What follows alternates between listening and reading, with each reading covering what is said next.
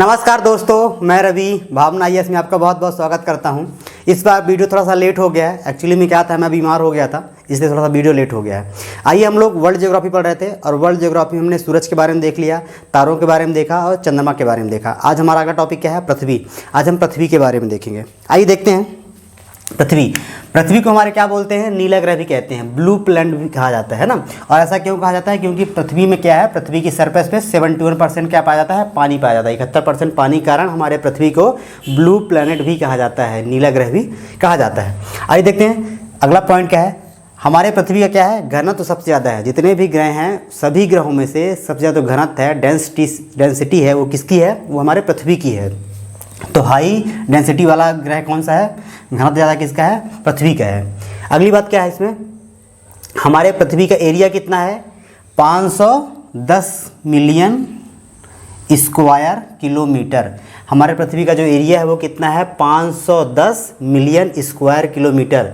यहाँ हमारे यहाँ अगर किसी के यहाँ 1 बीघा ज़मीन है ना, तो अपने आप को चौधरी समझता है। सोचिए पृथ्वी के पास कितनी ज़मीन है? 510 मिलियन स्क्वायर किलोमीटर इसके पास एरिया है, ठीक है। और सरकमफ्रेंस क्या है?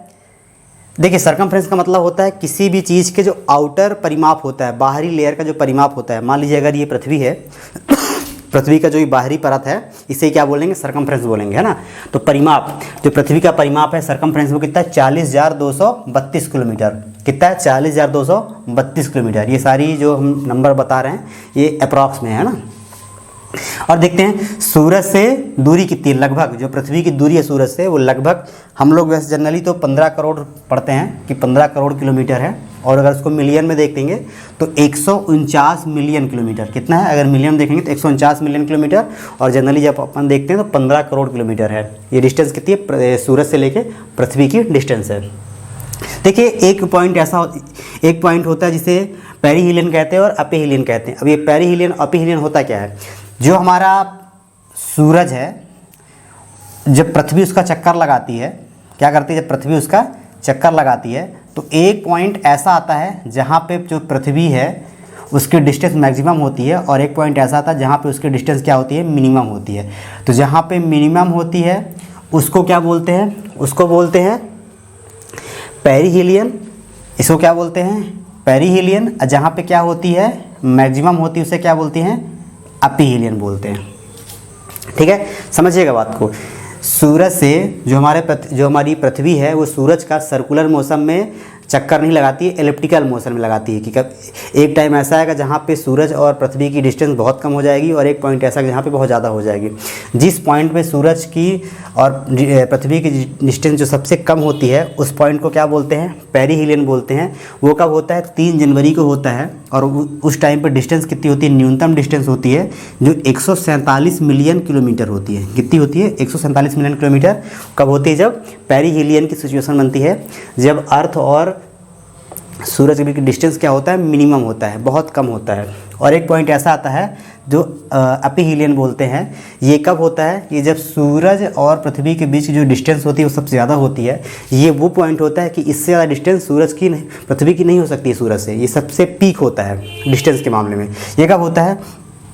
ये 4 जुलाई को होता है। इस टाइम पे कितनी डिस्टेंस होती है? 152 मिलियन किलोमीटर होती है। ये अधिकतम दूरी होती है सूरज और पृथ्वी के बीच की। इससे ज़्यादा कोई भी दूरी पॉसिबल नहीं है ना। तो अगला पॉइंट क्या कहता है? एज कितनी है? देखिए, हमारे पृथ्वी की एज उतनी ही है जितनी इस ब्रह्मांड की है, जितनी सूरज की एज है। जब हमने सूरज वाला टॉपिक पढ़ा था तो हमने बताया था कि जो सूरज की एज है वो लगभग 4.65 बिलियन ईयर्स अगो है। तो सेम एज पृथ्वी की भी हमारी है। कितनी है? 4.6 बिलियन वर्ष पहले बनी पृथ्वी हमारी। कितनी है? 4.6 बिलियन वर्ष पहले। बहुत पुरानी पृथ्वी है। और मानव इतिहास का जो मानवीय सभ्यता का इतिहास बहुत बहुत छोटा है, बहुत कम ही है, वे हज़ारों में ही होगा। पृथ्वी कब बनी है? 4.6 बिलियन वर्ष पहले बनी है ना। और जो ये पृथ्वी है, ये क्या है? सौरमंडल का 5वां सबसे बड़ा ग्रह है। कौन सा है? सौरमंडल का 5वां सबसे बड़ा ग्रह है। सबसे बड़ा ग्रह कौन सा है सौरमंडल का? वो है जुपिटर, बृहस्पति। और सबसे छोटा कौन सा है? हालांकि उसे ग्रह नहीं कहते, वो प्लूटो बोलते हैं। और ये जो कौन सा है? पृथ्वी का 5वां सबसे बड़ा ग्रह है, ठीक है। और इसका पलायन वेग कितना है? देखिए, पलायन वेग क्या होता है? सीधी सी बात समझते हैं। वो स्पीड, अगर हम किसी पिंड को एक ऐसी स्पीड से ऊपर की ओर फेंके कि वो कभी नीचे ना आ पाए, वो हमारे ग्रेविटी वाले एरिया को क्रॉस कर जाए, उसे क्या कहते हैं?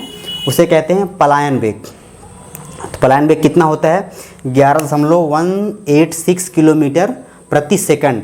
अगर हम किसी भी ऑब्जेक्ट को ऊपर की ओर 11.168 किलोमीटर प्रति सेकंड की स्पीड से ऊपर फेंके तो वो कभी भी नीचे नहीं आएगा। वो क्या करेगा? हमारे गुरुत्वाकर्षण के क्षेत्र को पार करके कहाँ पहुँच जाएगा? अंतरिक्ष में, स्पेस में पहुँच जाएगा। इसे ही कहते हैं पलायन वेग। इसका यूज़ कहाँ होता है? जब हम कोई रॉकेट छोड़ते हैं तो उस रॉकेट में उसको इतना ईंधन दिया जाता है, इतनी पावर दी जाती है कि वो इस पलायन वेग से ऊपर जाए ताकि वो हमारे ग्रेविटेशनल फोर्स को छोड़ सके। ठीक है। पृथ्वी की गतियाँ कितनी होती हैं? देखिए, जो पृथ्वी की गतियाँ होती हैं वो दो गतियाँ होती हैं, एक होती है घूर्णन, एक होती है परिक्रमण। घूर्णन क्या होता है?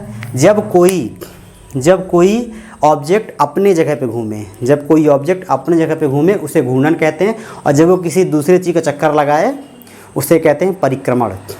परिक्रमण है ना, अपने अक्ष पे घूमना घूर्णन कहलाता है और दूसरे का परिक्रमा करना परिक्रमण कहलाता है। तो जो पृथ्वी का घूर्णन काल है वो कितना है? 24 घंटे है, और जो पृथ्वी का परिक्रमण काल है वो कितना है? 365 दिन और 6 घंटे, है ना। एक बात और समझ लेंगे, घूर्णन काल 24 घंटे नहीं होता है, 23 घंटे 56 मिनट होता है ना। हम इसको रफ फिगर में पढ़ते हैं, अगर आप एग्जैक्ट पे जाएंगे तो कितना होगा? 23 घंटे 56 मिनट होता है जो पृथ्वी का घूमने का काल होता है एक दिन का। और परिक्रमण काल कितना होता है? 365 दिन 6 घंटे। यही पे 6 घंटे जुड़ के 34 साल क्या हो जाता है? फरवरी क्या कर देता है? 29 दिन कर देता है। ठीक है। अगली बात क्या है?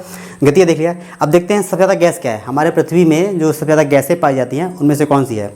सबसे पहला क्या है? नाइट्रोजन। वो कितनी है? 78% नाइट्रोजन है हमारे पूरे पृथ्वी में। जो हमारा पृथ्वी का वायुमंडल है उसमें क्या पाया जाता है? 78% क्या पाया जाता है? नाइट्रोजन पाया जाता है, और ये सबसे ज़्यादा गैस है। और सेकंड नंबर पे क्या? ऑक्सीजन है। ये कितनी है? ये 20% है। तो 20% ऑक्सीजन पाई जाती है, और भी गैसें हैं पर ये मेजर गैसें हैं जो ज़्यादा पाई जाती हैं, है ना। और पृथ्वी की परतें कौन कौन सी हैं? देखिए, जो पृथ्वी होता है उसमें 3 परतें पाई जाती हैं। कौन कौन सी? पहली है भूपर पट्टी जिसे क्रस्ट कहते हैं, दूसरा क्या है? मेंटल, है ना, और तीसरी कौन सी है? कोर। जो पृथ्वी का ऊपरी हिस्सा होता है उसे कहते हैं भूपर पट्टी, बीच वाले हिस्से को क्या कहते हैं? मेंटल कहते हैं, और जो पृथ्वी के बीच वाला हिस्सा होता है, एकदम सेंटर वाला हिस्सा होता है, उसे क्या कहते हैं? कोर कहते हैं। तो इसके बारे में हम बाद में फिर और डिटेल से पढ़ेंगे जब हम पृथ्वी की आंतरिक संरचना के बारे में देखेंगे। तो आज के लिए बस इतना ही। तो इसके आगे जानकारी अगली वीडियो में देंगे। तो बहुत बहुत धन्यवाद। जय हिंद।